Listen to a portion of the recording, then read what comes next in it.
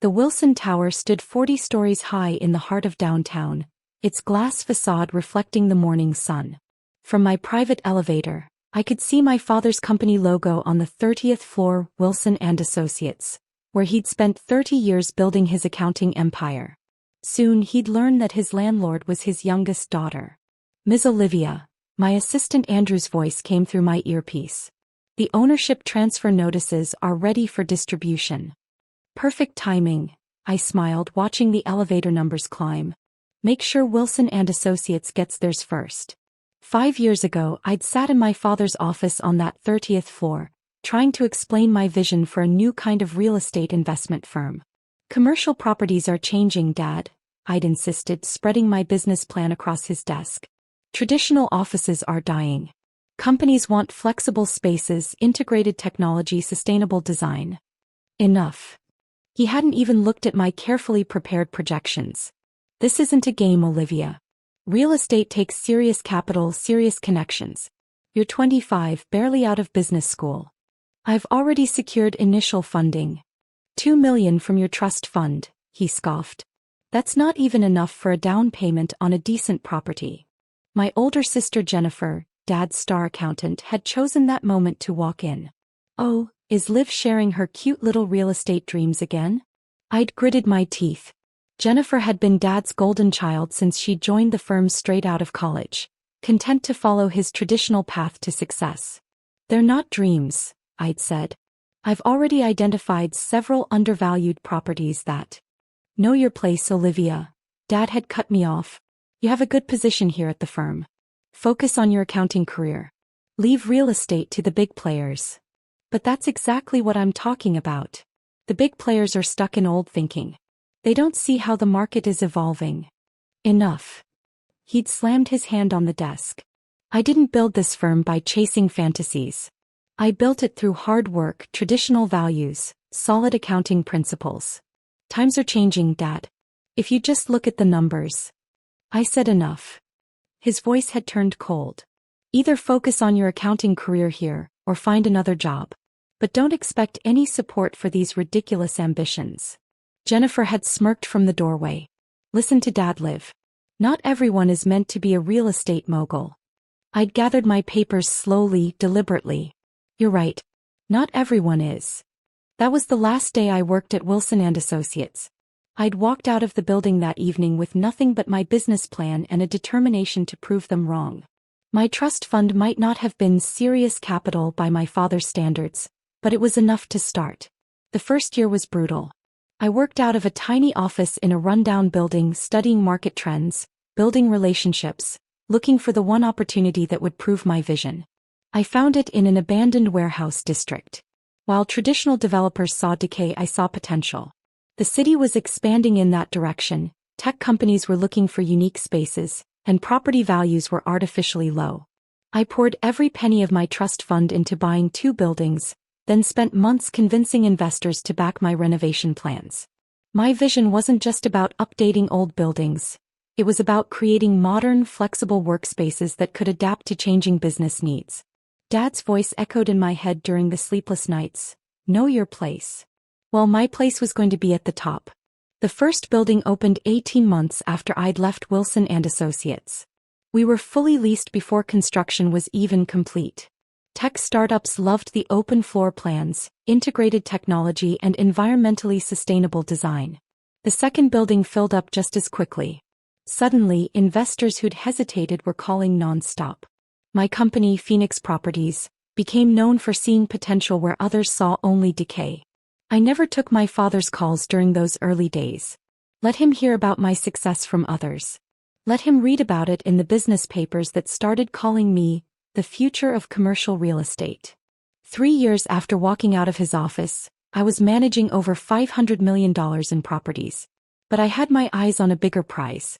The Wilson Tower had been the crown jewel of downtown since I was a child. My father's firm had been a tenant since before I was born. The building's owners were old-school real estate investors, the kind who didn't see how the market was changing.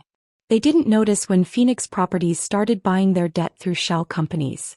They didn't realize when we began acquiring neighboring properties. They didn't see us coming until it was too late. The acquisition was finalized yesterday.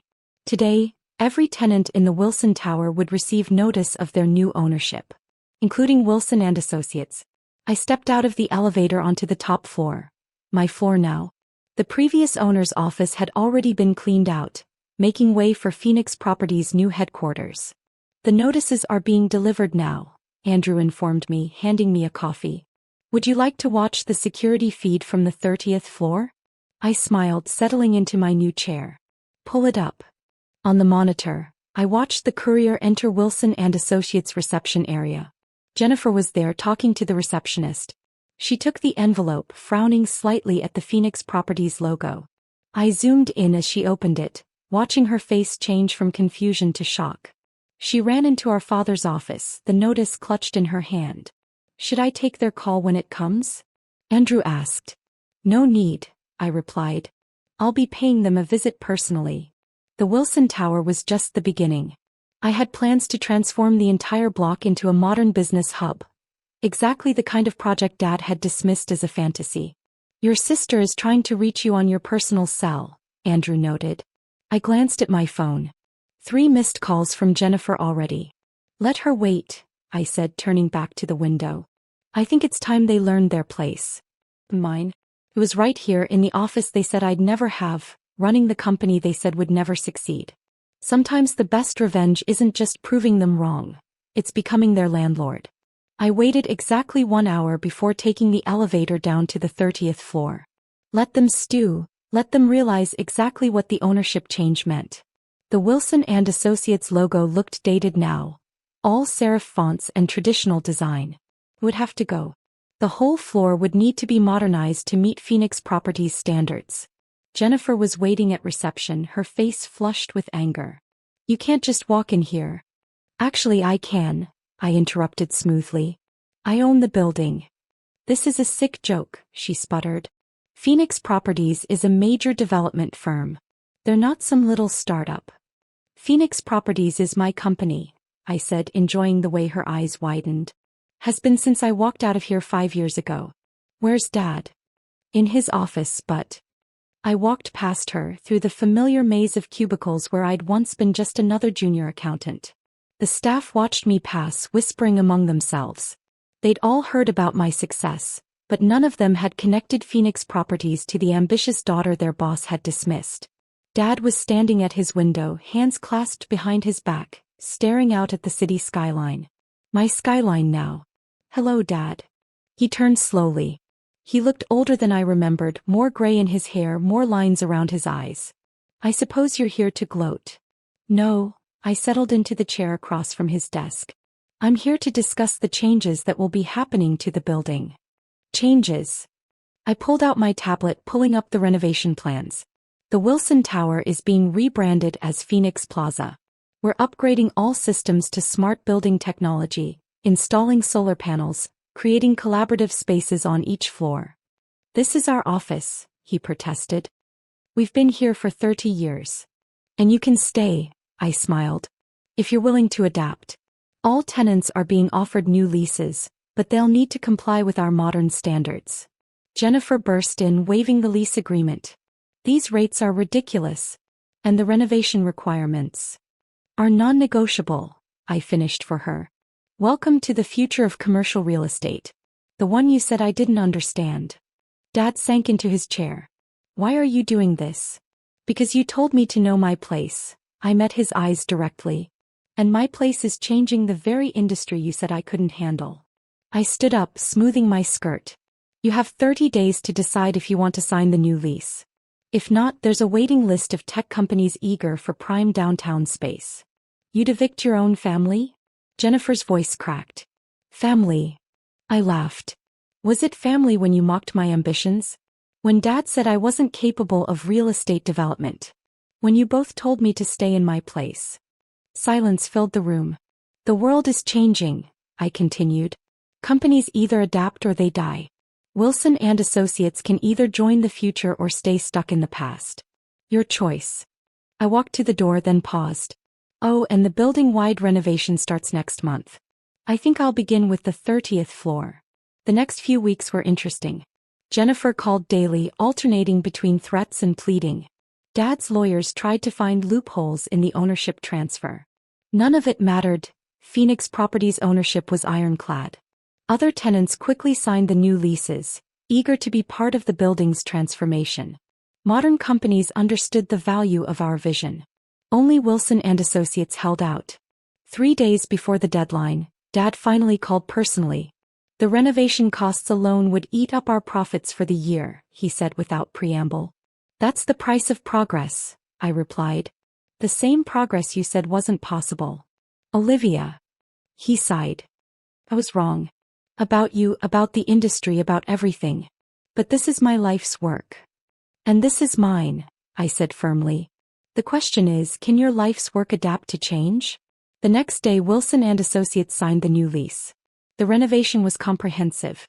We stripped the 30th floor down to concrete and steel, replacing everything with sustainable materials, smart technology and flexible workspace design. Dad's corner office became a collaborative area. Jennifer's private suite turned into a green space with living walls. The traditional cubicle farm transformed into an open plan that encouraged innovation. 6 months later, I invited them both to tour the completed floor. I don't even recognize it, Jennifer whispered, staring at the modern space that had replaced their traditional office. That's the point, I said. The future doesn't look like the past. Dad ran his hand along a reclaimed wood wall. You've built something remarkable. No, I corrected him. I've built something I always knew was possible. You just couldn't see it. The Wilson Tower's transformation made headlines in the real estate world. Traditional office tower becomes innovation hub, the articles proclaimed. Photos of our sustainable design and modern amenities appeared in architecture magazines. 1 year after taking ownership, I sat in my top floor office, looking down at the city.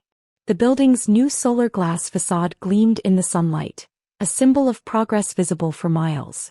Andrew knocked on my door. Your father's here to see you. I considered sending him away. But success is its own kind of closure. Send him in. Dad looked uncomfortable in my sleek modern office. So different from his traditional wood-paneled sanctuary 30 floors below. The firm's profits are up 40% since the renovation, he said quietly. Turns out younger clients prefer modern spaces. Who you? I smiled. I did. 5 years ago. He nodded slowly. I should have listened. Yes, I agreed. You should have. Can we? He hesitated. Can we start over? I considered his request. That depends. Can you accept that your daughter not only found her place but redefined the entire industry? I'm learning to, he said. It's hard to argue with success. Especially when you're paying rent to it. I laughed despite myself. Dinner next week? We can discuss phase 2 of the renovation. There's a phase 2? Dad, I smiled. There's always a phase 2. That's what ambition means. He left looking thoughtful. Jennifer still refuses to visit my office. But her department has the highest productivity since the renovation. Sometimes progress speaks for itself. The Wilson Tower, now Phoenix Plaza, stands as a testament to what's possible when you ignore those who tell you to know your place. Its transformation from traditional office building to modern innovation hub mirrors my own journey from dismissed daughter to industry leader. And my family? They're still figuring out their place in the building I own. But at least now they understand, ambition isn't about knowing your place. It's about creating it. Last month Dad finally retired. His successor at Wilson and Associates? A young woman with ambitious plans to modernize the firm's entire business model. When she interviewed, she told them she'd been inspired by the story of how Phoenix Plaza was transformed. Sometimes, she said, you have to ignore those who tell you to know your place. Dad called to tell me about her hiring. Reminded me of someone, he said. Thought you'd appreciate that. I do. Because sometimes the best legacy isn't just the buildings we own, but the barriers we break for those who come after us. In my place? It's exactly where I made it. At the top of the building they said I'd never have.